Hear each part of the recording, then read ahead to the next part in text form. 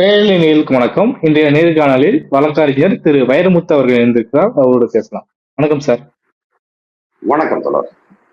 ஆளுநர் அவர்கள் மதுரைக்கு போயிருக்கிறாரு. அங்க போய் ஒரு காலேஜ் நிகழ்ச்சியில கலந்துக்கிட்டு அதுக்கு பின்னாடி கலெக்டர் மற்றும் காவல் ஆணையர் ஆகியோரை கூப்பிட்டு ஆலோசனை நடத்தினதாக தகவல்கள் தெரிவிக்கப்படுகிறது.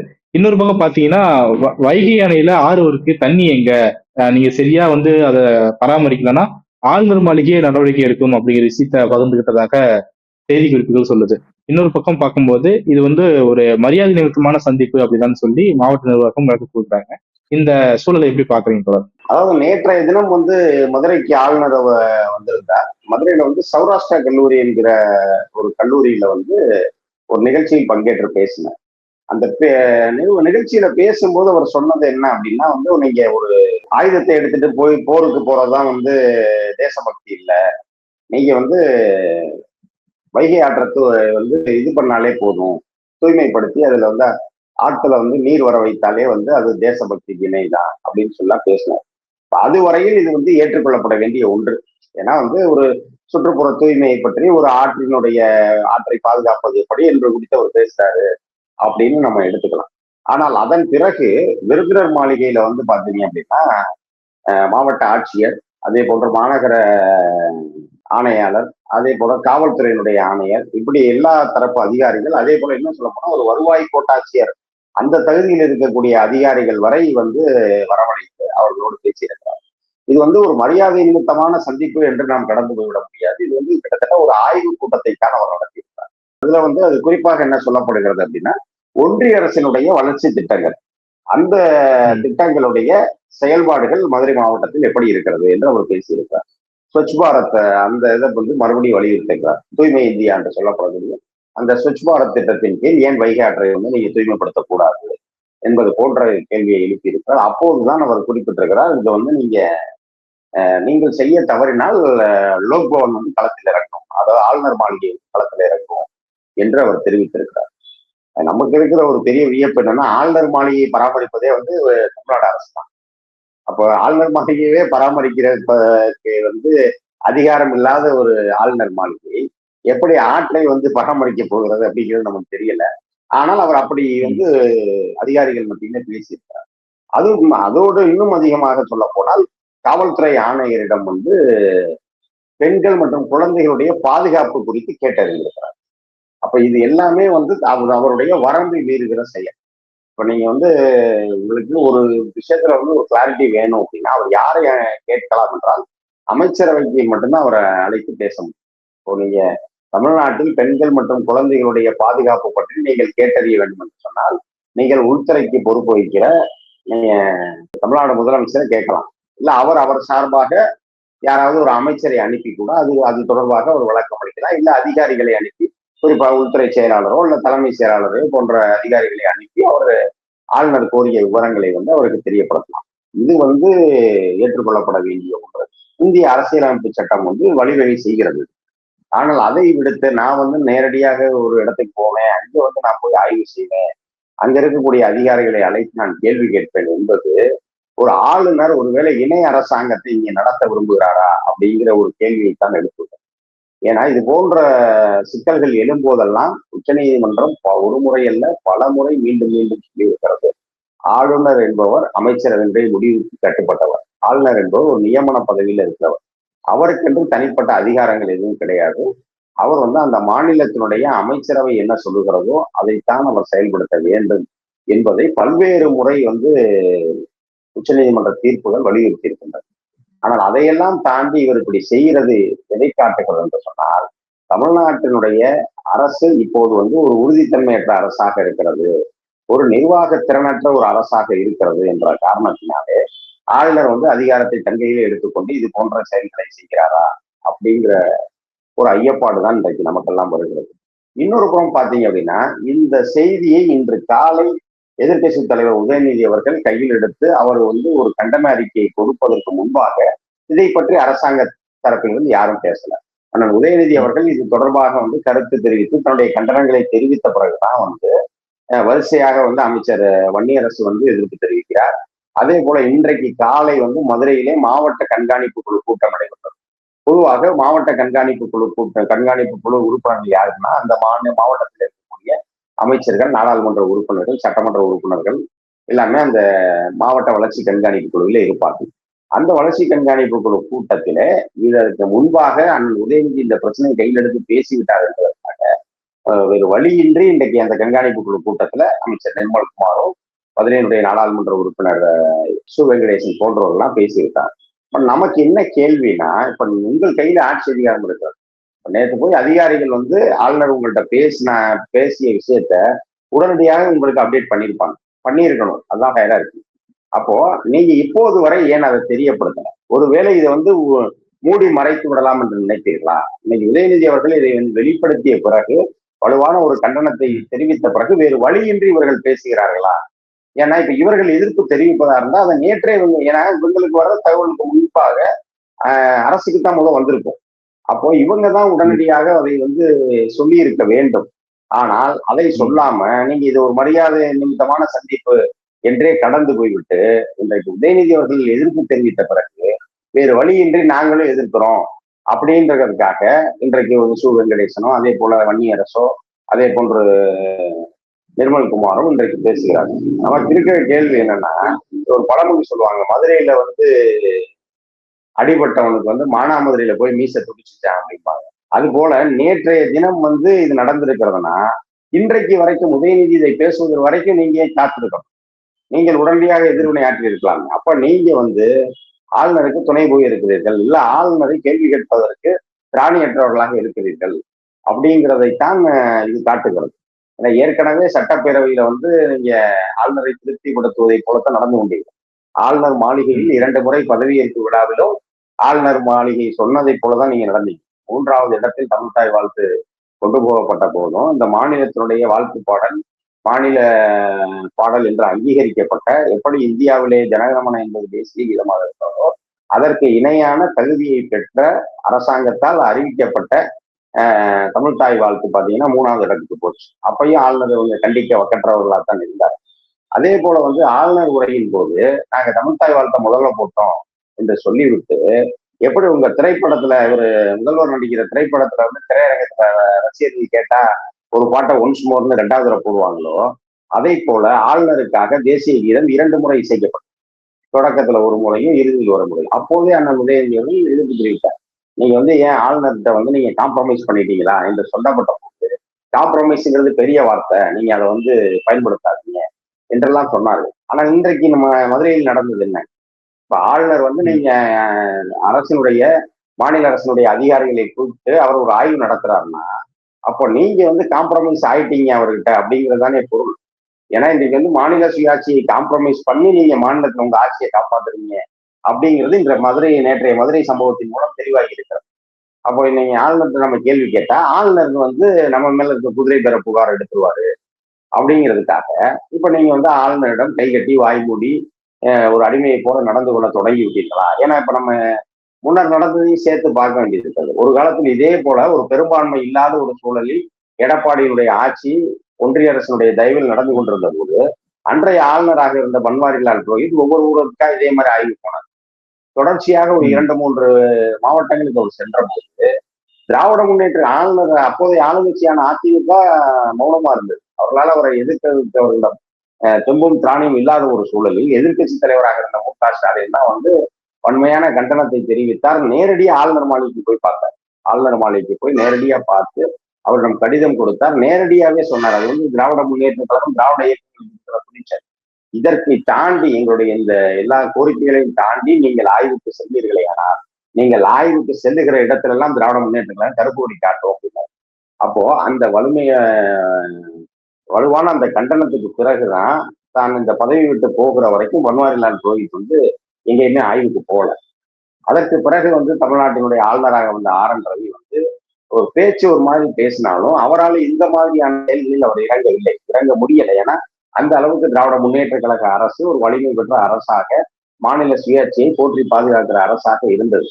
ஆனா இன்னைக்கு வந்து எங்களுக்கு மாநில சுயாட்சி வேண்டாம், மாநிலத்தினுடைய நலன் வேண்டாம், எங்களுக்கு என்ற ஒற்றை குறிக்கோள் எப்படியாவது இந்த ஆட்சி வந்து நாங்கள் 5 ஆண்டு காலம் காப்பாத்தினா போதும் என்கிற ஒரு ரீதியில் வந்து இவர்கள் இருக்கிற காரணத்தினால சுத்தி சுத்தி தமிழ்நாட்டினுடைய ஒவ்வொரு உரிமைகளை நலன்களை வந்து இந்த அரசு வந்து பறி கொடுத்து கொண்டே இருக்கிறது.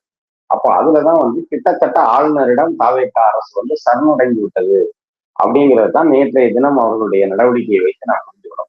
உதயநிதி ஸ்டாலினுடைய கன்னட அறிக்கையை பற்றி குறிப்பிடும் போது கூவத்தூர்ல நடைபெற்ற அந்த காலத்துல நடைபெற்ற சம்பவங்கள் திரும்ப வந்து ரிட்டர்ன் ஆகுது அப்படிங்கிற விஷயத்தை குறிப்பிட்டு பேசுறாரு.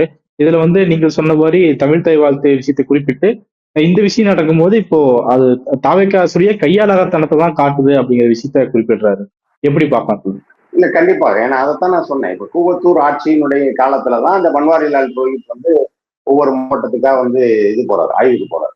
அப்போது திராவிட முன்னேற்ற கழகம் தடுத்துராவிட்டால் அவர் அதே வேலையை தொடர்ந்து செஞ்சிருப்பார்.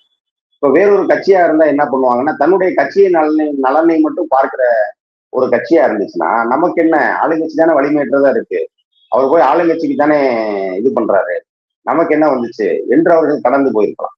ஆனா திராவிட முன்னேற்ற கழகம் ஆட்சி செய்வது நாமா இல்ல எதிர்கட்சியா வேறு கட்சியா என்றெல்லாம் பார்ப்பதில்லை. இந்த நாட்டு மக்களுடைய நலன் என்ன, இந்த நாட்டுக்கான உரிமை என்ன அப்படிங்கறது மட்டும்தான் அது வந்து எப்போதுமே திமுக பார்க்கும். அந்த வகையிலே தான் எதிர்கட்சியாக இருந்த பொழுது ஆளுநர்களுடைய அந்த அதிகாரத்தன் கையிலே அதிகாரத்தை எடுத்துக்கொண்ட அந்த போக்கை கண்டித்தது. நேரடியாகவே ஆளுநரை சந்தித்து அதை முதல்வர் அன்றைய திமுக தலைவர் மு.க.ஸ்டாலின் வலியுறுத்தினார். அதன் தொடர்ச்சியா நாங்கள் கருப்பு கொடியெல்லாம் காட்டுவோம், போராட்டம் நடத்துவோம் என்று அறிவித்த பிறகுதான் அவர் வந்து கட்டுக்குள் வந்தார். வெளியில போய் அடுத்து இது மாதிரியான நிகழ்ச்சிகள் எதையுமே செய்யாத ஒரு நிலைக்கு வந்தார். இப்ப அதைத்தான் அண்ணன் வந்து அந்த கூவத்தூர் ஆட்சியில வந்து நடைபெற்ற சம்பவங்கள் மீண்டும் நடக்கிறது அப்படின்னு அவர் சொல்றாரு. கிட்டத்தட்ட நிறைய விஷயங்கள்ல பாத்தீங்கன்னா இது வந்து அதிமுகவினுடைய ஆட்சியினுடைய தொடர்ச்சியாகத்தான் நம்ம விஜய் ஆட்சியை பார்க்க வேண்டியது. வெளியில சொல்லுவது வந்து ஏதோ ஒரு மக்கள் மாற்றத்தை விரும்பி விட்டார்கள் அப்படின்னா இல்லை, இது மாற்றமும் இல்லை. ஜெயலலிதா ஆட்சி, இவங்களுடைய ஆட்சியில எப்படி மாநில உரிமைகளை தங்களுடைய நலனுக்காக மாநிலத்தினுடைய நலன்களை விட்டு கொடுத்தார்களோ அதை போல ஒரு போக்கைத்தான் நம்ம இப்போ பார்க்க வேண்டியது. இப்போ உதாரணத்துக்கு எடுத்துக்கிட்டீங்கன்னா, இப்போ கடந்த திமுக ஆட்சி இருந்த போது அந்த மேகதாதுவில் அணை கட்டுகிற முயற்சியை தடுத்து நிறுத்தி இருந்தது.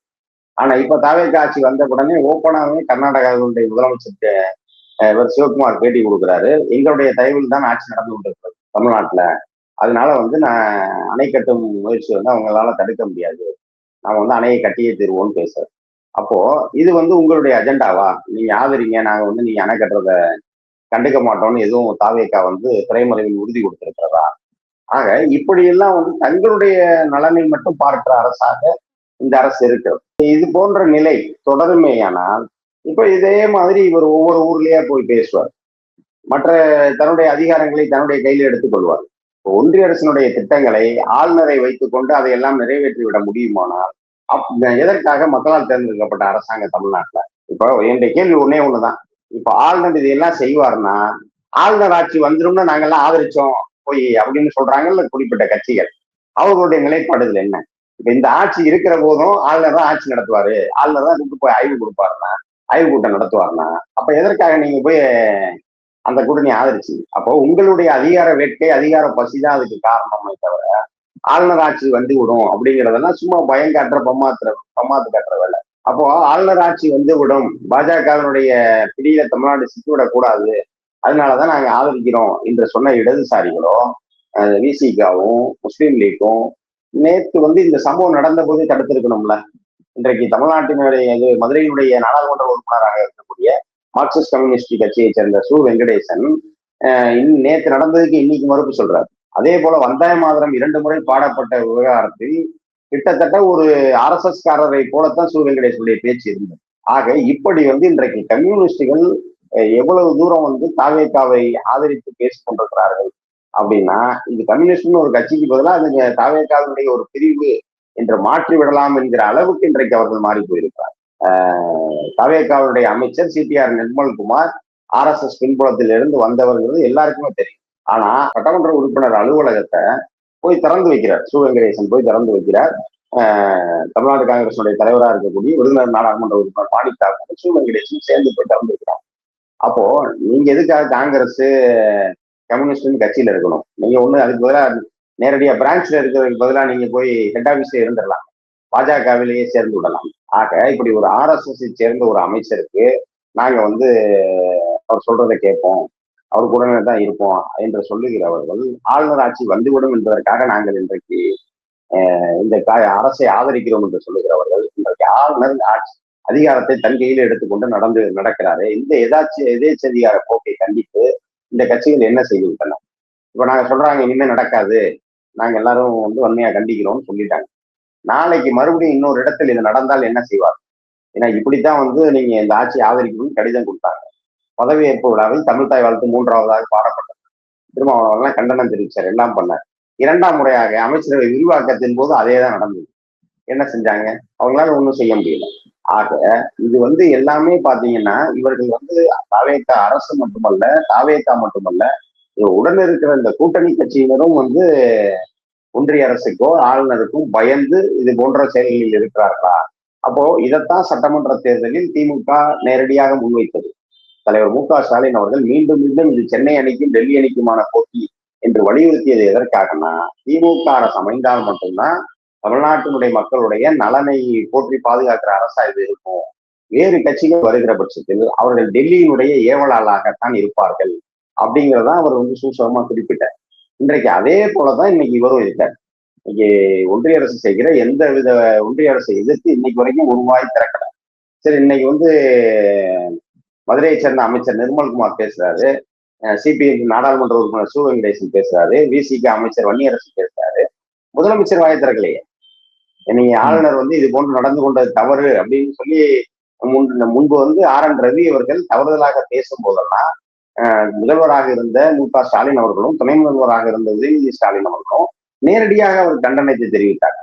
அவர்கள் எந்த இடத்துலையும் நம்ம இதுல இருக்கோம், ஆளுநருடைய தயவு நமக்கு வேணும் என்று சொல்லி அவர்கள் மென்மையான போக்கையெல்லாம் கடைபிடிக்கிறார். நேரடியாக நமது தமிழ்நாட்டினுடைய உரிமைக்காக, அந்த மாநில சுயாட்சிக்காக, மக்களால் தேர்ந்தெடுக்கப்பட்ட அரசினுடைய உரிமையை காப்பாற்றுவதற்காக அவர்கள் தைரியமாக எதிர்த்து நின்றாங்க. ஆனா இன்னைக்கு சம்பவம் நடந்து கிட்டத்தட்ட 24 மணி நேரம் ஆகிவிட்டது.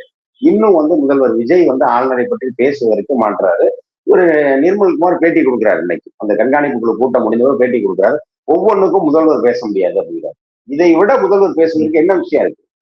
உங்களுடைய அதிகாரத்தை இன்னொருத்தை கையில் எடுத்து அவன் அதிகாரம் பண்றான். உங்களுக்கு நீங்கள் ஆட்சி நடத்தத்தான் மக்கள் தீர்ப்பு கொடுத்துருக்காங்க. அப்போ நீங்க அதை விடுத்து நீங்க ஆனா என்ன சொல்றீங்க? பீப்புள் மேண்டேட் இது, தாவேகாவுக்கு ஆட்சியை தந்தது மக்களுடைய தீர்ப்பு, திமுக அதை மாற்ற பார்க்கிறது என்றெல்லாம் பேசுகிறீங்கல்ல. ஆளுநர் அர்லேக்கர் ஆட்சி பண்ணணும்னு மக்கள் தீர்ப்பு கொடுத்துருக்காங்களா? அப்போ உங்களுக்கு கொடுக்கப்பட்ட தீர்ப்பை இந்த நேரத்துல அவர் வாயை திறக்காம வேற எப்ப வாயை திறக்க போறாரு? அப்போ இவர் எல்லாம் பேசாதீங்க, நாங்க சொல்லிட்டோம், ஆளுநர் இனிமே செய்ய மாட்டாரு, ஆளுநர் போய் பிளைட்ல இறங்குறதுக்குள்ள நாங்க சொல்லிட்டோம். ஆளுநர் பிளைட்ல இறங்குறதுக்குள்ள சொன்னவங்க இன்னைக்கு காலையில உதயநிதி பேசுற வரைக்கும் அது ஏன் வெளியே வரல? அப்போ நீங்க ஆளுநரிடம் பிளைட்ல போய் சென்னையில இறங்குறதுக்குள்ள நீங்க இதை சொல்லியிருந்தீங்கன்னா, உங்களுடைய எதிர்ப்பை பதிவு செய்திருந்தால் அது ஏன் மக்கள் மத்தியில் வெளிப்படையா வரல? இன்னைக்கு உதயநிதி அவர்கள் இதற்கு கண்டனம் தெரிவித்த பிறகுதானே நீங்க ஒருத்தரா வரிசையா கண்டனம் தெரிவிக்கிறீங்க. அப்போ அதற்கு முன்பாக ஏன் மக்கள் மத்தியில தெரிவிக்கல? ஆக இது எல்லாமே பாத்தீங்கன்னா, அப்ப இவர்கள் அந்த தங்களுடைய ஆட்சியை காப்பாற்றிக் கொள்வதற்காக ஒன்றிய அரசு சொல்லுவதை கேட்கிற ஒரு நிலைமைக்கு விட்டார்கள். இன்னும் சொல்ல போனா, இப்ப இன்னைக்கு இவங்க கூட்டணியோடைய நிலைமை எப்படி இருக்கு? போராடி பாதுகாத்து ஒரு சட்ட ரீதியான ஒரு மிகப்பெரிய போராட்டத்தை நடத்தி பல்கலைக்கழகங்களுக்கு வேந்தராக தமிழ்நாட்டினுடைய முதல்வர் இருக்கலாம்னு தீர்ப்பு வருது. ஆனா உயர்கல்வித்துறை அமைச்சர் என்ன சொல்றாரு? இது திமுக கொண்டு வந்தது, நாங்க இது ஏற்புடையதான்னு பரிசீலிப்போன்றாரு. அது ஏதோ திமுக முதல்வர் வேந்தராகணும் வரல, ஸ்டாலின் வேந்தராகணும்னு தீர்ப்பு வரல, தமிழ்நாட்டினுடைய முதல்வர் வேந்தர். அதாவது இப்ப நீங்க இது எப்படி இருக்குன்னா, தேசிய கொடியை ஏற்றுவதற்கான உரிமையை கலைஞர் தான் பெற்றுக் கொடுத்தார். அதனால நான் கொடியேற்ற மாட்டேன், இது கலைஞர் திமுக பெற்றுக் கொடுத்த உரிமை, நாங்க கொடி ஏற்றணுமா வேணாமான்னு ஒருவேளை ஆகஸ்ட் 15 இதையும் சொல்லுவாங்களான்னு தெரியல எனக்கு. ஆகஸ்ட் 15 வர்றதுக்கு ஒரு வாரம் முன்னாடி திமுக சொன்னதுனால இது விஜய் கொடியேற்றணுமா என்னங்கிறத நாங்க பரிசீலனை பண்ணி சொல்லுவோம் என்று சொல்லுவது எவ்வளவு தூரம் ஒரு நகைப்புக்குரியதாக இருக்குமோ அதை போல நகைப்புக்குரியதான் உயர்கல்வித்துறை அமைச்சர் விஸ்வநாதனுடைய இந்த பேச்சு. அப்போ இதெல்லாம் தான் ஆளுநருக்கு தைரியம் கொடுக்குது. அப்போ நம்ம ஆளுநரை எதிர்த்து திமுக நடத்திய சட்ட போராட்டத்தை, அதனால் பெற்ற விளைவை, அதனால் பெற்ற தீர்ப்பை இன்றைக்கு இவர்கள் மாற்றிக்கொள்ள தயாராக இருக்கிறார்கள் என்றால் நம்ம இவங்களை வச்சு என்ன வேணாலும் பண்ணலாம், நம்மளை இவர்கள் கேள்வி கேட்க மாட்டார்கள். அப்போ அப்படிங்கிற ஒரு எண்ணத்தோடு இவர் இன்னைக்கு இதை கேட்கிறார். இன்னும் சொல்ல போனால் 2-3 தினங்களுக்கு முன்பாக சட்டப்பேரவை தலைவர் போய் பார்க்கிறார் ஆளுநர். எதற்காக பார்த்தார் அப்படின்னு சொன்னா, இந்த இந்த சட்டம் தொடர்பா பார்த்தோன்றாங்க. அதாவது ஆளுநர் வந்து பல்கலைக்கழகத்தினுடைய வேந்தராக ஆளுநரா முதல்வராங்கிற தொடர்பா நாங்க சந்திச்சோம் அப்படின்றாங்க. இது வந்து உச்சநீதிமன்றத்தில் தீர்ப்பு வந்து விட்டது. அதிலே வந்து குடியரசுத் தலைவர் விண்ணப்பித்த சில கேள்விகள் இருக்கிறது. இந்த கேள்விகளுக்கெல்லாம் எனக்கு கிளாரிட்டி வேணும்னு அவங்க கேட்டிருக்காங்க. அதில் வாத பிரதிவாதங்கள் நிறைவுற்று தீர்ப்பு வந்து தேதி குறிப்பிடாமல் ஒத்திவைக்கப்பட்டது. இந்த இடத்துல நீங்க இதை பத்தி ஆளுநரிடம் விவாதிப்பதற்கு என்ன இருக்கு? ஒருவேளை அதை பற்றியே நீங்க அவர் ஏதாவது கிளாரிட்டி கேட்கிறாருன்னு வச்சுக்கோங்க.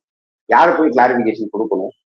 சட்ட அமைச்சர் கொடுக்கலாம், அல்லது சட்ட அமைச்சருடைய பிரதிநிதிகளாக முதலமைச்சர் கொடுக்கலாம், சட்ட அமைச்சர் கொடுக்கலாம், இல்ல அவர்களுடைய பிரதிநிதிகளாக வேறு யாராவது அதிகாரிகள் போகலாம். சட்டத்துறை செயலாளர் போகலாம், தலைமை செயலாளர் போகலாம், இல்ல வேறு அமைச்சர்கள் போகலாம். சட்டப்பேரவை தலைவருக்கும் இந்த மசோதா நிறைவேற்றப்பட்ட மசோதாக்களுக்கு என்ன தொடர்பு இருக்கிறது? அந்த இடத்துல மசோதாவை நிறைவேற்றுவது, அதற்காக அவையை நடத்துவது மட்டும்தான் பேரவைத் தலைவருடைய பணியே தவிர இது வந்து பேரவைத் தலைவருடைய பணி அல்ல. அப்போ அங்க போனதற்கான அஜெண்டா வேற ஏதோ ஒண்ணு. அப்ப அங்க போய் ஆனா இதை சொல்லி தப்பிக்கிறார்கள். ஆக இப்படி பல்வேறு விஷயத்துல வந்து இவங்க ஆளுநரை கண்டு அஞ்சுபவர்களாக இருக்கிற காரணத்தாலே ஆளுநர் அதிகாரத்தை தன் கையில எடுத்து இன்னைக்கு ஆய்வு பணியும் மதுரையில் நேற்று நடத்தியிருக்கிறார். இப்ப இதை வந்து அனைவரும் சேர்ந்து இதை தடுக்காவிட்டால் இவர் வந்து இதை தமிழ்நாடு முழுவதும் இது போன்ற வேலையை செய்வார். ஆளுநர் ஆட்சியிலிருந்து காப்பாற்ற வேண்டும் தமிழ்நாட்டை அப்படின்னு நாங்க ஆதரிச்சோம் என்று பதவியை விரும்பாத இவர்கள் எல்லாம் சொல்லுகிறார்களே, அதை போல இல்லாம உண்மையான ஆளுநர் ஆட்சி விஜய் பொம்மையாக வைத்துக் கொண்டு ஆளுநர் தான் ஆட்சியை நடத்துகிறார் அப்படிங்கிற நிலை வந்து இதை தடுக்காவிட்டால் தமிழ்நாட்டில் சீக்கிரம் வந்துவிடும். மாநில உரிமையை பத்தி பேசும்போது முதலமைச்சர் அவர்கள் ஒரு தமிழ்நாட்டு அரசுடைய ஸ்டாண்டாகவே என்ன சொல்றாருன்னா, முந்தைய அரசு போல நாங்க வந்து எதுக்கு எடுத்தாலும் நாங்க அடம் பிடிக்க மாட்டோம். நாங்க ஒரு இணக்கமான போக்கை கடைபிடிச்சு தமிழ்நாட்டுக்கு தேவையான நலனை வந்து பேணி காப்போம் அப்படிங்கிற விஷயத்த குறிப்பிடுறாரு. அப்போ அந்த விஷயம்தான் வந்து எல்லா இடத்துலயும் வந்து ஒரு அமைதியாக வெளிப்படுதோ, இந்த ஆளுநர் விஷயத்திலுமே அமைதியா இருக்கிறாங்க அப்படிங்கிற விஷயத்த நீங்க குறிப்பிடுறீங்க. அப்போ அங்க தீர்மானிக்கப்பட்ட ஒரு நிலைப்பாடு வந்து எல்லா இடத்துலயும் எதிரொலிக்குதோ அப்படிங்கிற கேள்வி வந்து எப்படி பார்க்கலாம்? இல்ல நானே கேக்குறேன்னா, எப்படி நீங்க அமைதிங்கிறது என்ன பொருள்? இல்லை எதற்கெடுத்தாலும் திமுக எதிர்த்தது அப்படிங்கிறதுல இந்த இடத்துல அப்படி எதிர்த்தோம். இப்ப எதற்கெடுத்தாலும் எதிர்ப்பு அப்படிங்கிறது இல்ல. அதாவது நீங்க பாத்தீங்கன்னா மும்மொழி திட்டம் கொண்டு வரப்படுகிறது. இதை ஏற்றுக்கொள்ள பிஎம்சி அப்படிங்கிற திட்டத்தை ஏற்றுக்கொண்டால் மட்டும்தான் பள்ளி கல்வித்துறைக்கு நிதிங்கிறாங்க. அப்போ அந்த இடத்துல வந்து அதை கொண்டு வரப்பட்டால் என்ன ஆகும்? இப்போ சிபிஎஸ்இ பள்ளிகளில் இந்த ஆண்டுல இருந்து மும்மொழி கல்வி திட்டம் அப்படின்னு அறிவிச்சிட்டாங்க. இப்ப தமிழ்நாட்டுக்கு மட்டும் எதிர்ப்பு கிளம்பிய உடனே இந்த ஆண்டு தமிழ்நாட்டுக்கு மட்டும் விளக்குன்றாங்க. இந்த ஓராண்டுக்கு விளக்கு வந்துடும். அடுத்த வருஷம் என்ன ஆயிரும்னா கண்டிப்பா நடைமுறைக்கு வந்துடும். ஏன்னா உதாரணத்துக்கு பாத்தீங்கன்னா இதே தான் நீட்ல பண்ணாங்க. 2017ஆம் ஆண்டு வந்து 16 ஓராண்டு மட்டும் நாங்க நீட்டுக்கு வந்து இது கொடுக்குறோம் அப்படின்னு சொல்லி 16ல கொடுத்துட்டு 17ல வந்து என்ன பண்றாங்கன்னா நீட்டை வந்து நடைமுறைப்படுத்திட்டாங்க. இப்ப அதை போல தமிழ்நாட்டில் இருக்கக்கூடிய சிபிஎஸ்இ பள்ளிகள் இந்த மும்மொழி கொள்கை என்பது வந்து அடுத்த ஆண்டு இந்த ஆண்டு அமல் ஆயிருச்சு. ஆனா இந்த ஆண்டு விலக்கு கொடுக்கப்பட்டது. அப்ப அடுத்த ஆண்டு உறுதி அமல் ஆயிடும். அப்ப அடுத்து என்ன எதை நோக்கி நகர்த்துவார்கள்னா, நீங்க இதை பிஎம்சி பள்ளி மூலமாக நீங்க இதை எல்லா இடத்துலையும் அடுத்து இன்ட்ரடியூஸ் பண்ணுங்க. அப்பதான் உங்களுக்கு பள்ளி கல்வித்துறை மூலமாக வரக்கூடிய நிதி வருமா. ஆக இப்படி எது வந்து நம்முடைய நலனுக்கு ஒவ்வாததோ அதுக்குத்தான் இவங்க எதிர்ப்பு தெரிவிக்கிறாங்க தவிர அதிலும் வந்து முறையாக சட்ட போராட்டம் நடத்தி வெற்றி கண்டிருக்கிறார். இப்ப இதே நிலைமை வந்து பல்கலைக்கழகங்களில் ஒரு மாநில அரசோடு ஒரு மோதல் போக்க ஆளுநர் கையாளுகிறார். ஆளுநர் வந்து சமரச பேச்சுவார்த்தைக்கும் தயாரா இல்ல.